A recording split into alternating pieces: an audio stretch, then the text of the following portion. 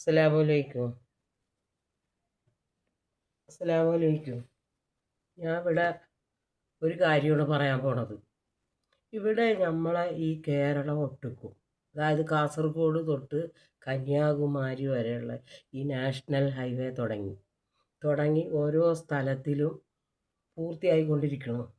ഇപ്പുറത്തുള്ള മനുഷ്യന്മാർ, അതായത് ജനങ്ങൾ അപ്പുറത്തേക്ക് എങ്ങനെ കടക്കും? അപ്പോൾ കടക്കുമ്പോൾ എല്ലാ അപകടങ്ങളാണ്. എത്ര പേരപ്പം മരിക്കണത്? വീതി കൂട്ടാണ്ടിരിക്കണതായിരുന്നു ഇതിലും നല്ലത്. വീതി കൂട്ടിയപ്പോൾ മരണം കൂടി വരണം. ഹമ്പ് കണ്ട കാണത്തില്ല, മനുഷ്യനെ കാണുമോ? ഈ വണ്ടി വന്നപ്പോൾ, ഈ റോഡ് വന്നപ്പോൾ, ഈ നാഷണൽ ഹൈവേ വന്നപ്പോൾ വണ്ടിക്കാർക്കൊന്നും കണ്ണ് കാണാം, അത്രക്ക് സ്പീഡിൽ.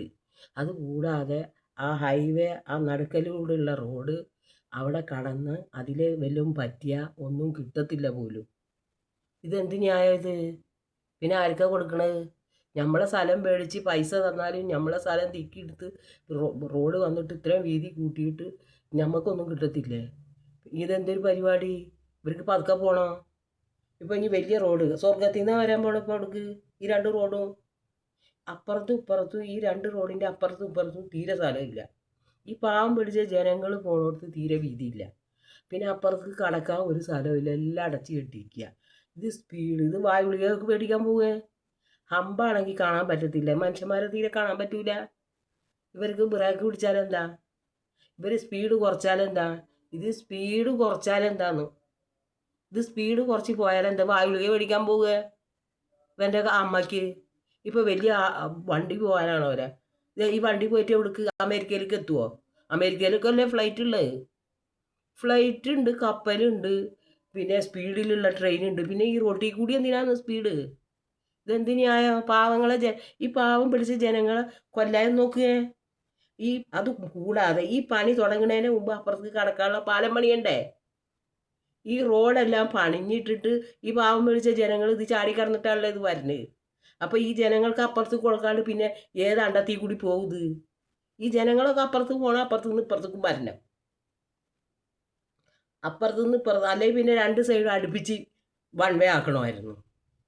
ഈ നാട്ടുകാർക്ക് പോകേണ്ട വണ്ടി ഈ രണ്ടെണ്ണത്തിൻ്റെ അപ്പുറത്തൂടെ ഇപ്പുറത്തൂടെ 4 റോഡ് ഉണ്ടെങ്കിൽ ആ 4 റോഡിൻ്റെ ഒന്നാമത്തെ റോഡും നാലാമത്തെ റോഡും, ഒന്നാമത്തെ റോഡും ആക്കി രണ്ടാമത്തെ റോഡും ഒക്കെ ഒരു ന്യായമുണ്ട്. ഇത് എന്ത് ന്യായം?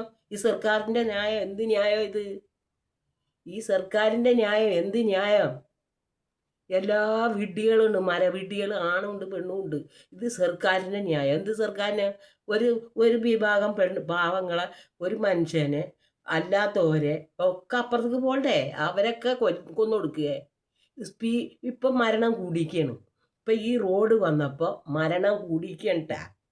ഈ റോഡ് ഇങ്ങോട്ട് വന്നപ്പോൾ മരണം കൂടിയിരിക്കുക. ഇതിലും നല്ല ആ പഴയ റോഡാ. തീരെ ലോയിൽ പോകത്തില്ല. അത് മാത്രമല്ല, ഇപ്പം ഇപ്പുറത്തുകൂടി കടന്ന അപകടം പറ്റിയാൽ ഒന്നും കിട്ടത്തൂല പോലും. പിന്നെ ആർക്കാ കൊടുക്കേണ്ടത്? പിന്നെ ഈ റോഡ് ആരുടേത്? ഈ റോഡ് ആരുടേന്ന്? ഈ റോഡ് സർക്കാരിൻ്റെയാണോ? ഈ സർക്കാർ ആരാ? ഈ ജനങ്ങളാണ് സർക്കാർ. ഈ ജനങ്ങളെ മുതലെടുത്തിട്ടാണ് ഈ ചെയ്യണത്. വണ്ടിക്ക് ടാക്സ് കൊടുക്കണ്ട? ടാക്സ് കൊടുക്കണ്ട? ഇത് ആരോടാണ് ഇപ്പോൾ ഈ പറയണത്? ഇതൊക്കെ എന്ത് ന്യായം ഈ പറയണത്?